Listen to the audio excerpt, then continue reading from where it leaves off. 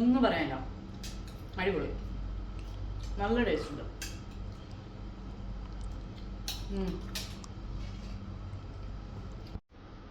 അതെ, ഞാൻ ഇന്നിവിടെ നമ്മുടെ ലാലേട്ടന്റെ വൈറൽ ഡെസേർട്ടായ നേന്ത്രക്കായ കൊണ്ടുള്ളൊരു റെസിപ്പി ഇല്ലായിരുന്നോ, അതാണ് ഞാൻ ഇന്നിവിടെ ഷെയർ ചെയ്യുന്നത്. നല്ല അടിപൊളി ടേസ്റ്റ് കേട്ടോ. ഇത് മസ്റ്റ് ട്രൈ ആണേ. അതിനായിട്ട് ഞാനിവിടെ 2 നേന്ത്രപ്പഴം എടുത്തിട്ടുണ്ട്. അത് ചെറുതായിട്ടൊന്ന് സ്ലൈസ് ചെയ്തെടുക്കാം. നല്ലവണ്ണം പഴുത്ത നേന്ത്രപ്പഴമായിരിക്കണേ, എന്നാലേ അതിന്റെ ടേസ്റ്റ് സൂപ്പർ ആയിരിക്കത്തുള്ളേ.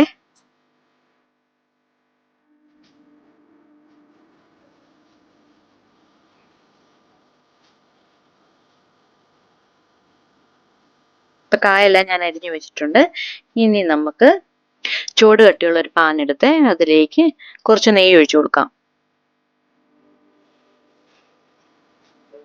നെയ്യൊന്ന് മെൽറ്റ് ആയ ശേഷം അതിലേക്ക് നേന്ത്രപ്പഴം അരിഞ്ഞു വെച്ചത് ഓരോന്നായിട്ട് നമുക്ക് ഇട്ട് കൊടുക്കാം. ഇനി നമുക്ക് ഇതൊന്ന് മറിച്ചിട്ട് കൊടുക്കാം.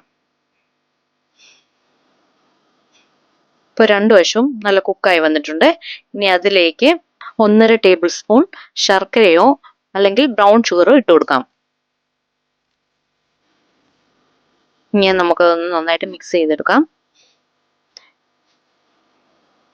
ഇനി അതിലേക്ക് 2 ടേബിൾ സ്പൂൺ തേൻ ഒഴിച്ചു കൊടുക്കാം.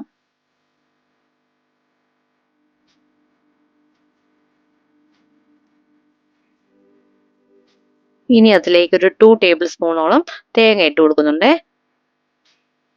ഇനി നമുക്കിതൊന്ന് നന്നായിട്ട് മിക്സ് ചെയ്തെടുക്കാം. ഇപ്പോൾ ഇത് നന്നായിട്ട് മിക്സ് ആയിട്ട് വന്നിട്ടുണ്ട്. ഇനി അതിലേക്ക് നമുക്കൊരു 1/2 ടീസ്പൂൺ സിനമൺ പൗഡർ ചേർത്ത് കൊടുക്കാം. സിനമൺ പൗഡറും ചേർത്ത് നന്നായിട്ടൊന്ന് മിക്സ് ചെയ്തെടുക്കാം. ഇപ്പോൾ ഇതാണ് ഇതിന്റെ ഫൈനൽ ലുക്ക്. ഈസി ആയിട്ടുള്ള റെസിപ്പി അല്ലേ? അപ്പോൾ എല്ലാവരും ഒന്ന് ട്രൈ ചെയ്ത് നോക്കണേ. പിന്നെ ഒരു കാര്യം, ഇതിങ്ങനെയല്ല കേട്ടോ കഴിക്കേണ്ടത്. ഇതിൻ്റെ കൂടെ ഒരു 2 സ്കൂപ്പ് ഐസ്ക്രീമും കൂടി ഇട്ട് രണ്ടും കൂടെ മിക്സ് ചെയ്താണ് കഴിക്കേണ്ടത്. അടിപൊളി ടേസ്റ്റാ. അപ്പൊ സമയം കളയണ്ട, എല്ലാവരും ഉണ്ടായിക്കോളൂ. Thank you for watching.